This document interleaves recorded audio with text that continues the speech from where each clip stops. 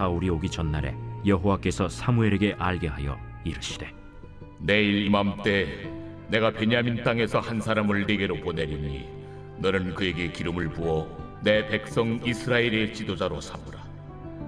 그가 내 백성을 블레셋 사람들의 손에서 구원하리라.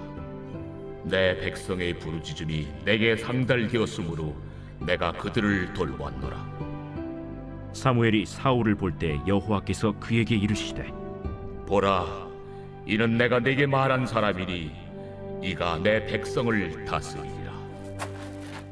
사울이 성문한 사무엘에게 나아가 이르되 선견자의 집이 어디인지 청하건대 내게 가르치소서. 사무엘이 사울에게 대답하여 이르되 내가 선견자이니라. 너는 내 앞서 산당으로 올라가라. 너희가 오늘 나와 함께 먹을 것이요 아침에는 내가 너를 보내되 네 마음에 있는 것을 다 내게 말하리라. 사흘 전에 이른 내 암나기들을 염려하지 말라. 찾았느니라. 온 이스라엘이 사모하는 자가 누구냐? 너와 내 아버지의 온 집이 아니냐? 나는 이스라엘 지파의 가장 작은 지파 베냐민 사람이 아니니까. 또 나의 가족은 베냐민 지파 모든 가족 중에 가장 미약하지 아니하니까. 당신이 어찌하여 내게 이같이 말씀하시나이까? 사무엘이 사울과 그의 사환을 인도하여 객실로 들어가서 청한 자 중 상석에 앉게 하였는데 객은 30명 가량이었더라. 사무엘이 요리인에게 이르되 내가 네게 주며 네게 두라고 말한 그 부분을 가져오라. 요리인이 넓적다리와 그것에 붙은 것을 가져다가 사울 앞에 놓는지라. 사무엘이 이르되 보라, 이는 두었던 것이니 내 앞에 놓고 먹어라. 내가 백성을 청할 때부터 너를 위하여 이것을 두고 이때를 기다리게 하였느니라. 그날에 사울이 사무엘과 함께 먹으니라. 그들이 산당에서 내려 성읍에 들어가서는 사무엘이 사울과 함께 지붕에서 담화하고 그들이 일찍이 일어날새 동틀 때쯤이라. 사무엘이 지붕에서 사울을 불러 이르되 일어나라. 내가 너를 보내리라. 사울이 일어나고 그 두 사람 사울과 사무엘이 함께 밖으로 나가서 성읍 끝에 이르매 사무엘이 사울에게 이르되 사환에게 우리를 앞서게 하라. 사환이 앞서가므로 또 이르되 너는 이제 잠깐 서 있으라. 내가 하나님의 말씀을 네게 들려주리라 하더라.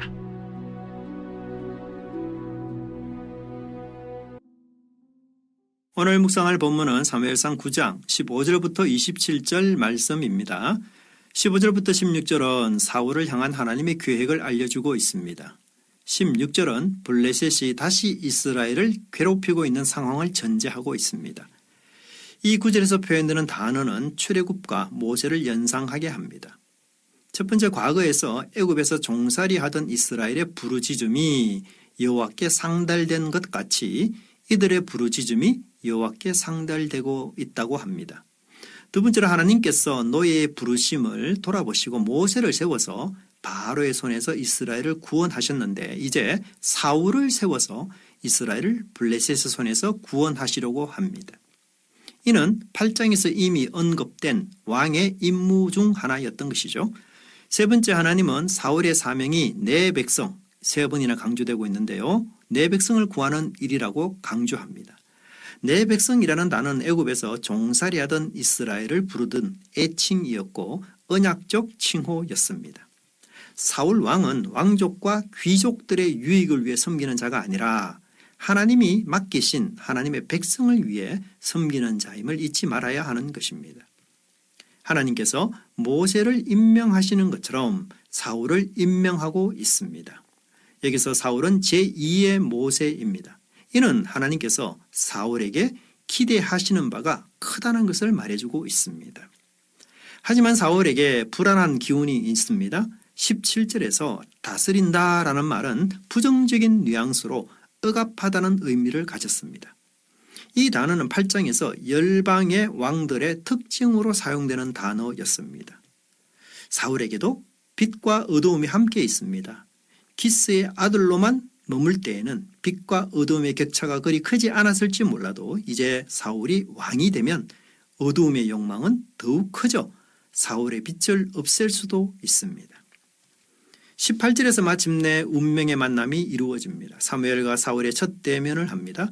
왕을 세우는 자와 미래의 왕이 될 자가 만나게 되는 것입니다. 하지만 사울은 아직 누가 사무엘인지를 알지 못합니다. 19절에서 사무엘은 자신을 소개하면서 사울에게 새로운 소명에 충실할 것을 요구합니다. 사울의 일생에 놀라운 변화가 시작된 것입니다. 사무엘의 첫 마디는 너는 내 앞서 산당으로 올라가라 라는 말입니다.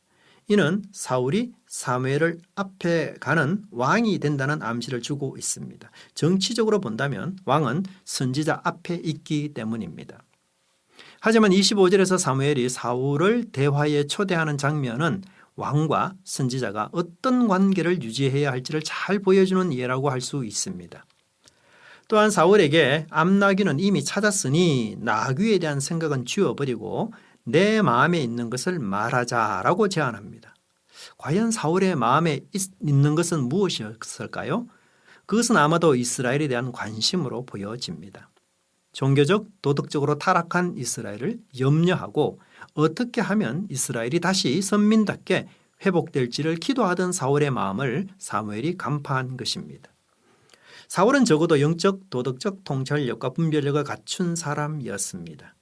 시대의 아픔을 공감하며 하나님께 눈물로 수없이 기도하던 사람이기도 했던 것이죠. 그가 평민으로 있을 때에 적어도 무엇이 잘못된 것인지 어떻게 해야 바른 길로 갈 수 있는지를 고민했던 사람이었습니다. 하지만 왕이 된 후 그는 개혁이 아닌 부패의 길로 가고 말았습니다. 권력을 유지하려는 정치적 욕망과 경쟁 상대를 제거하려는 욕망에 빠져 평민으로 있을 때의 총명과 분별력, 영적 고민은 사라지고 말았습니다. 내 자리에서는 정당한 것이었지만 내려와 보니 그렇지 않았던 것입니다. 사장으로 있을 때에는 당연한 것이었지만 직원의 위치에 보니 그것은 힘자랑, 권력 자랑이었던 것입니다. 자리와 위치는 변하더라도 통찰력과 분별력을 유지할 수 있는 방법은 없을까요? 우리는 정말 내로남불이라는 이 관점을 영원히 벗어날 수 없는 건가요? 온 이스라엘에 사모하는 자라는 20절의 말씀은 명백히 왕권을 두고 한 말입니다.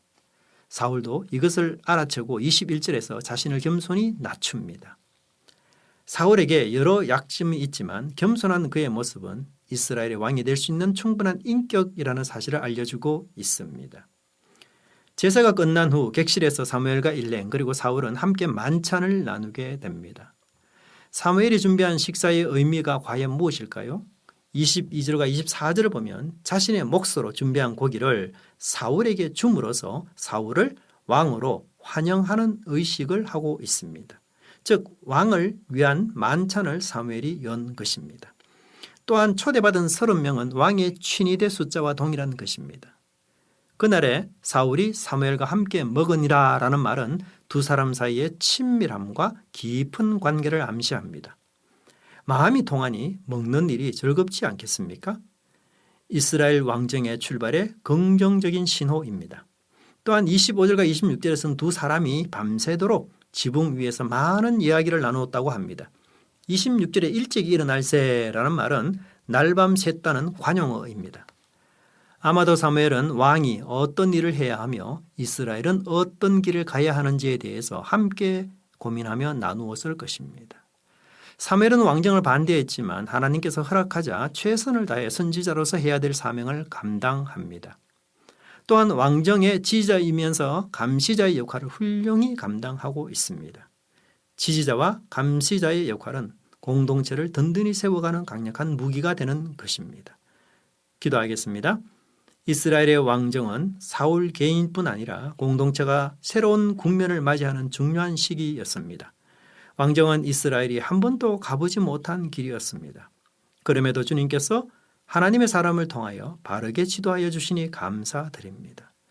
교회와 공동체 역시 진리로 인도하는 하나님의 음성을 잘 듣게 하옵소서.